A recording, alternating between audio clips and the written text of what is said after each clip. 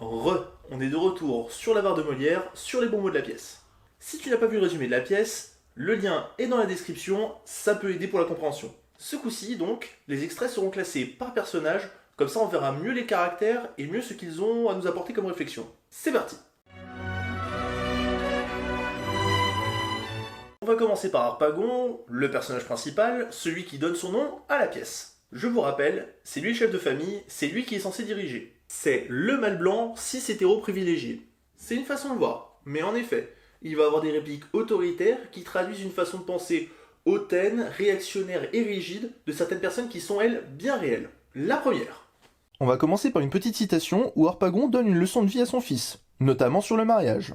Ce qu'il lui dit, c'est que quand l'homme se marie, il ne faut pas qu'il prenne de risques, qu'il prenne celle qu'il veut vraiment. Alors que la femme, le choix...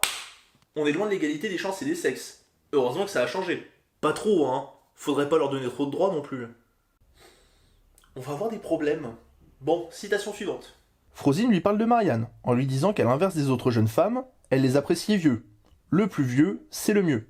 Et là, il se demande pourquoi les femmes préféreraient les jeunes hommes. Peut-être parce que ça marche encore. Ouais, pourquoi pas. Pour les vieux. Mais pour les jeunes, on peut mettre aussi les points en commun qu'elles peuvent avoir avec eux, non? Tout de suite, s'il faut partager des trucs avec son conjoint. Next. Dans cet extrait, Harpagon réagit à l'annonce de Valère, comme quoi il serait fils d'une famille importante. Ce à quoi il dit qu'il s'en fout complètement. Harpagon dénonce ici le fait que les gens comptent sur des tournures de langage, sur des pirouettes linguistiques, pour faire croire qu'ils sont plus importants qu'ils ne le sont vraiment. S'il n'y a pas une critique de la société, là, et elle est toujours d'actualité en plus.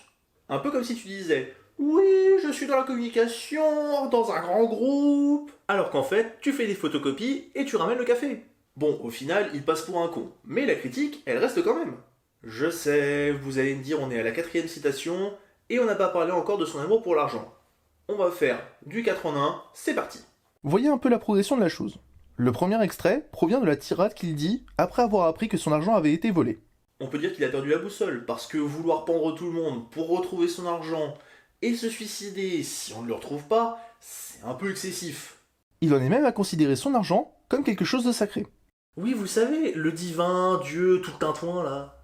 Ah ouais, c'est grave là. Mais c'est pas fini. Car dans la suivante, dans le plus grand des calmes, il annonce à sa fille qu'il aurait préféré que sa fille meure plutôt qu'elle ramène un voleur dans sa demeure. Élu père de l'année 1668. Et quand à la fin, tout le monde est heureux, tout le monde est avec sa source de bonheur, eh bien lui, il va retrouver sa cassette d'argent. Putain de drogué. Bon, personnage suivant. Élise, la fille d'Harpagon. C'est un personnage un peu effacé dans la pièce, elle subit plus qu'elle n'agit. Oh le message misogyne. Attends 2 secondes, t'es pas censé être un beauf macho toi? Enfin bref, ce qui la caractérise principalement, c'est son tiraillement entre le devoir envers son père et son amour envers Valère. On commence par cet extrait issu de sa conversation avec Valère au début de la pièce, où elle exprime toutes les raisons qu'il pourrait y avoir de ne pas l'épouser. Tout de suite, si elle se laisse pas faire aussi. Bah là je te retrouve.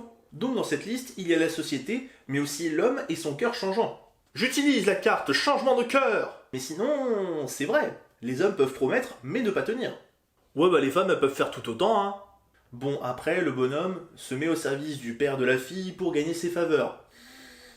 Je connais peu de gens qui feraient ça pour un banal plan cul. Ouais, surtout vu le beau-père, oui. On va coupler la citation précédente avec celle-ci car elles sont du même tonneau et sont issues du même dialogue. Traduction, les hommes vous promettent l'amour pour mieux vous... Non, je plaisante. Ça s'applique à tout le monde et à tous les instants. L'idée derrière, c'est que c'est par les actes et les choix que l'on voit la véritable personnalité de quelqu'un. Et non pas par ses mots. Encore une fois, il s'est mis au service d'Harpagon. J'espère qu'elle le vaut. Et on va clore la boucle d'Élise avec une dernière citation du même dialogue. Oui, désolé, elle n'a pas beaucoup de moments intéressants niveau réflexion. Résultat, j'épuise le début. Une citation où elle dit que les gens que vous aimez peuvent vous retourner si facilement... vous retournez le cerveau, on s'entend. Et là, je demande à tous de prendre un carnet et de prendre note. Ça vous évitera de vous faire avoir n'importe comment. Famille, amis, amour, tout le monde y passe. Après, me faites pas dire ce que j'ai pas dit. Tout le monde n'est pas à l'affût pour venir vous manipuler. Juste, ça peut arriver. Et ça arrive jamais mieux qu'avec quelqu'un qu'on aime. D'ailleurs, en parlant de manipulation, partons vers ce cher Valère. Valère, son élément principal dans la pièce, c'est la flatterie. Et là, il nous donne l'arme parfaite de diplomatie et de manipulation. En gros, si vous voulez les faveurs de quelqu'un,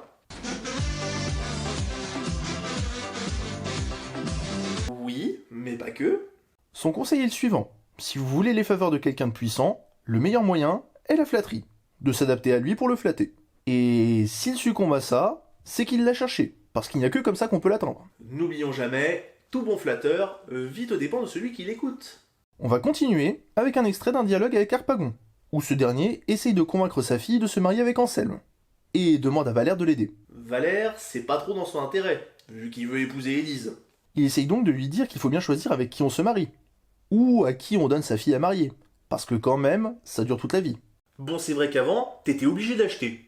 Maintenant, tu peux rester sur de la location longue durée. Mais t'es horrible de comparer les êtres humains à des produits. En plus, si tu as acheté et que ça ne va plus avec ton conjoint, tu te payes un avocat et en 2-3 ans, c'est réglé. Alors qu'avant, tu l'avais dans l'os. C'est horrible, mais c'est tellement vrai. Pour finir dans la manipulation de Valère, on prend une citation qui montre que le bonhomme sait adapter son discours. Là, il dit à Maître Jacques que le repas du soir ne doit pas être lourd et riche, parce que les médecins ne le recommandent pas. Suivre le régime alimentaire d'un ours, on est d'accord pour dire que c'est pas très recommandé pour la santé. J'en ai fait l'expérience, et c'est pas top. Mais ce qui est le plus beau, c'est de cacher l'avarice derrière la diététique. Bon, ça décrédibilise un petit peu le message, bon pour la santé par contre. Personnage suivant, et on reste dans la manipulation avec Frozy. Je sais l'art de traire les hommes, j'ai le secret de m'ouvrir leur tendresse, de chatouiller leur cœur, de trouver les endroits par où ils sont sensibles. Je tenais à la lire pour que vous vous imprégniez de l'essence de la citation. Je sais qu'elle parle de vider la bourse d'Harpagon comme on trairait une vache. Mais là, on ne peut s'empêcher de l'apparenter à ces bourses-là. Si quelqu'un a un esprit aussi mal placé que le mien, qu'il le mette en commentaire. En attendant, on va passer à la suite. Dans le présent extrait, Frosine présente à Harpagon les bienfaits d'avoir une femme simple, avec des goûts simples. Ben voilà, ça c'est une femme bien, elle coûte peu. On va vraiment avoir des problèmes. Bah quoi, quand tu veux pas dépenser beaucoup en entretien, bah tu t'achètes pas une Ferrari. Ouais, Frosine soulève un bon point en effet, c'est qu'une économie, c'est un gain déguisé, et qu'une femme peu extravagante ne fera pas de dépenses inconsidérées. Bah voilà, t'es d'accord avec moi. J'ai repris ce qu'elle vient de dire. Maintenant je vais rajouter que cette vérité s'applique à tous et à toutes, et que des dépensiers, il y en a de tous les âges et de tous les sexes. Voyons maintenant comment elle manipule Marianne. Je vous fais la version traduite de ce passage. Tu te maries avec le vieux, il meurt rapidement, et après tu as la dot pour choisir qui tu veux. Elle vient de lui proposer un viager où elle paye avec son corps. Grossièrement. Dans notre monde, on appellerait ça la prostitution. Chez eux, on appelle ça le mariage. Les coutumes. Après les manipulateurs, passons à The bourrin de la pièce, j'ai nommé Maître Jacques. Maître Jacques, il aime son employeur, mais il n'aime pas sa façon de gérer. Donc là, il lui fait remarquer qu'il surcharge ses valets en multipliant les fonctions. Et à l'époque, il n'y avait pas de syndicat ou de gilet jaune pour se plaindre. Je savais que tu étais un beauf, mais depuis quand t'es passé à droite? En tout cas, là, il a été soft au niveau de la critique. Il a mis les formes. C'est pas le cas de la prochaine. Grossièrement, son patron lui demande d'être honnête, de lui dire ce que l'on pense de lui en ville. Ce à quoi Maître Jacques répond « La vérité ». Pour ceux qui ont vu mes 3 premières vidéos sur le misanthrope, le thème principal, c'était l'honnêteté. Et Alceste était tout le temps honnête, il l'exigeait de tout le monde, et ça lui a attiré beaucoup de problèmes. Niveau Alceste sur 20, mon gars, bravo. Ouais, parce que juste après, il se fait défoncer. Bon, une petite dernière de Calimero? Oh c'est mignon, car la plainte est subtile, et la métaphore est assez bien tournée. Je m'explique. Le cuisinier, ici, se compare à un artiste, et un artiste, il a besoin de moyens pour aller au plus haut de son art, pour l'élever. Donc, les ailes, on les a. Maintenant, pourquoi les ciseaux? Parce qu'une hache aurait été beaucoup plus efficace. Rappelons-nous, la particularité de Valère, c'est d'être manipulateur, et il le fait de manière fine et subtile. C'est vrai que la hache est rarement associée à la subtilité. Donc voilà, les ciseaux lui rognent les ailes, c'est expliqué. Serviteur suivant, la flèche? Harpagon fait une fouille au corps de la flèche, le suspectant de lui avoir dérobé quelque chose, argent ou objet. Le message derrière serait « Tu fais ce que tu veux de ta vie, je peux être content pour toi, certes, mais ça va pas me changer la mienne. » Là, le sujet, c'est l'argent. Mais tout ce qui a trait à la possession, tu peux le mettre dans cette phrase. Ah oui, tu as une grosse voiture. Bah ça va pas me changer la mienne. Bien rattrapé. Merci. J'ai mis la citation suivante de la flèche dans cette liste, car elle est symptomatique du valet intelligent et lucide. On peut aussi voir qu'elle est d'une violence inouïe.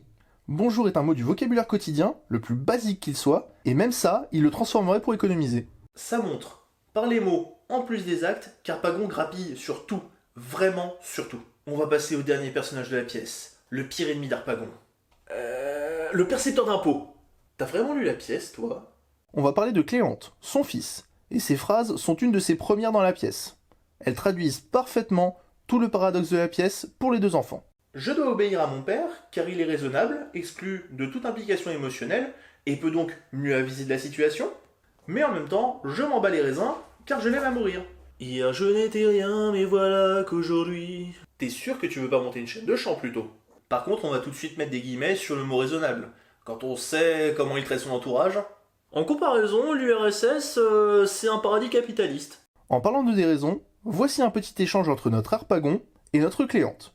Les deux se reprochant mutuellement d'être d'horribles personnes. Sauf que ce qui est drôle, c'est que les deux sont coupables en un sens. Bah ouais, si l'un est un escroc de pratiquer de tels taux, l'autre est un inconscient de se lancer dans de telles dettes. Après, l'un le fait par besoin, l'autre le fait par vice. Je vous laisse deviner qui fait quoi. Et je vous laisse avec cette citation pour décider de qui est le plus coupable. Personnellement, je dirais le vieux, mais je ne veux pas influencer votre jugement. Tu ferais jamais ça, toi. D'ailleurs, t'as dit le vieux, c'est discriminant. Merci d'aborder le sujet. C'est le thème de la suivante. Dans cet extrait, tiré d'une conversation avec la flèche, il insulte celui qui lui prête de l'argent, sans savoir que son père est la personne en question. On pourrait croire, à première vue, que c'est raciste. Rassurez-vous, ça l'est. Mais en fait, il y a une explication. Dans la religion catholique, religion majoritaire et de loin en France à cette époque, c'est même une religion d'État, le roi et la religion sont liés. L'argent et tout ce qui a trait à l'argent, c'est péché. Parce que c'est matériel, parce que c'est pas spirituel. Donc, tout ce qui était du domaine de la manipulation d'argent était donné aux juifs, à qui ça ne posait aucun problème. Après les cathédrales, ils ne les ont pas construites qu'avec l'argent de la quête non plus. Vous devez pas toucher à l'argent, donc vous pouvez me le donner. Pour ce qui est des Arabes, c'est que les échanges entre musulmans et catholiques, à cette époque, ça s'était principalement résumé à ça. Bon l'infidèle, tes amis t'attendent en enfer. On t'aide à les rejoindre? En plus, les musulmans pratiquaient l'esclavage des infidèles, ceux qui contribuaient légèrement à l'image monstrueuse de l'arabe. Voilà donc pourquoi une telle insulte. On va repartir sur quelque chose de plus léger que les querelles entre peuples, les querelles entre parents pour avoir une même femme. Ici, on voit Cléante défendre sa position, en disant qu'avec tout l'amour et le respect qu'il avait pour son père, il pouvait s'asseoir sur Marianne, car l'amour ne répond pas aux règles de la société. Est-ce que vous donneriez votre conjoint potentiel à un de vos parents? Pourtant, il y a des vidéos sur internet qui montrent que... Non, pas un mot de plus, je t'en prie.